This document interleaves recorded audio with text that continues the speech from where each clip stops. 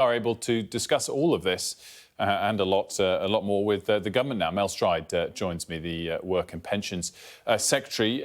Very good morning to you. Good morning, Will. Good to see you. So let's just pick up on issues north of the border. Should Humza Yousaf resign as his authority already disappeared?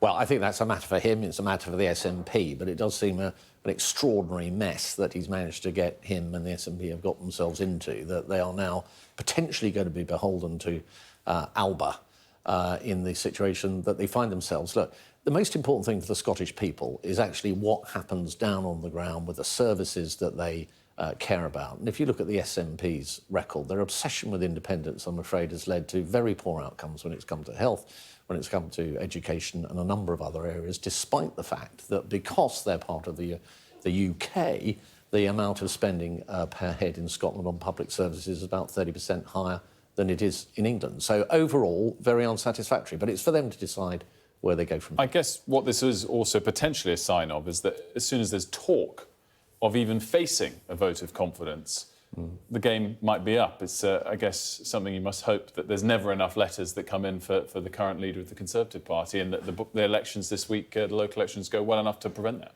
Well, look, what I and my colleagues in Parliament are focused on is promoting the successes that this government is having, and I don't think we hear enough about this, and there's cacophony of other things going on, that we've got inflation down from 11.1% to 3.2%. We've had real wages growing for each of the last 9 months. We've been cutting taxes, going down by £900 for an average earner as a result of cutting the double taxation that national insurance represents. We've got crime down 20%, including fraud, over the last year. And in my area of welfare, we're making real reforms that are changing people's lives, helping people back into work. Now, those are things that we need to be talking about and we need to be uniting around. Taxes, of course, cut in percentage terms, not in real terms, in terms of pound for pound. Let's talk about your area. Let's talk about your area and what you're announcing today and some of the reforms, particularly towards benefit payments that will go for mental health issues. Is it fair, reading through the press release and your interviews in the print papers that you've given, that you're saying that mental health should be addressed but with treatment, not with allowing you to stay out of work for a long term? So I want us to have a grown-up, sensible conversation about a benefit called PIP that has not been reviewed in over a decade. And I want to ask the question, is it fit for purpose, given the world that we're in today, in which mental health issues, sadly, present more of an issue than they did a decade ago. So I think we've really got to be asking questions about how we target that benefit.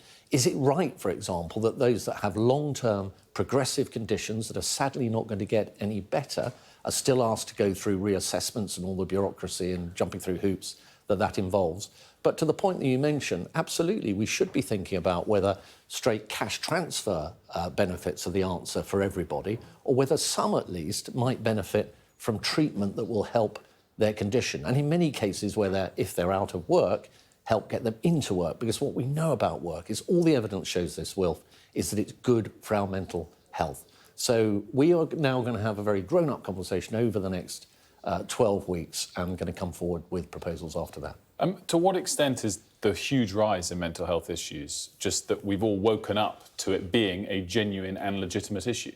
I think that there is no doubt that it's much better today, in the sense that whereas in the past people suffered in silence, they felt awkward about discussing mental health, we've thankfully gone well beyond that, and a lot of people are getting treatment who would previously have suffered quietly. But there are a number of things that have pressed on mental health issues. Now, one of them is social media, because if you look at the age cohort, which have particularly been affected by mental health conditions, it's 16 to 24-year-olds, younger people, where social media undoubtedly is having an effect. COVID, lockdown, undoubtedly had an effect. An ageing society where older people have a greater propensity to illness and conditions is also having effects. So there are many things feeding into it. The big question, though, is how do we respond to that? And that's why I'm having this consultation, is that the terrain has changed and we have to think very carefully about how we move forward with these benefits, and also look at what other countries are doing. Many other countries with these benefits are taking very different approaches to ourselves, and I think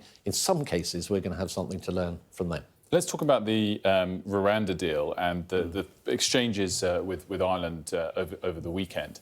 I'm not trying to be provocative with this question, but any plan that works to stop small boats, will it, by design, given where they've left from, be making it the EU's problem once again?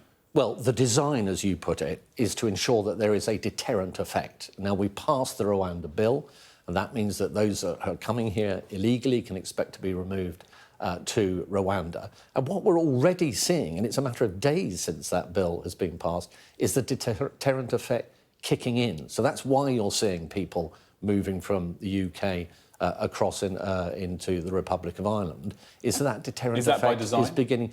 Well, no, we certainly didn't sit down and think about where we would expect people to start moving to, but we did, by design, very clearly put something in place that acts as a serious deterrent to those criminal gangs. Remember, that's what we're dealing with, who are sacrificing people's lives in dangerous crossings across the cold, dark waters of the Channel. And we've had terrible, terrible examples of that in recent times. A young girl of just 7 being crushed on a boat and losing her life, etc. That's what we've got to stop. And that's part of the humanitarian approach that lies at the heart of what we're doing, is we've got to stop this evil trade. I guess the final point on this is just whether or not the UK government is happy to make this a major problem for EU partners and friends. No, we're certainly not out to make any problems for EU partners at all. In fact, our immediate response to this is engagement. So the Home Secretary will be having a meeting very shortly with his counterpart to discuss exactly these issues. There was reports that meeting today was cancelled, but it is taking place?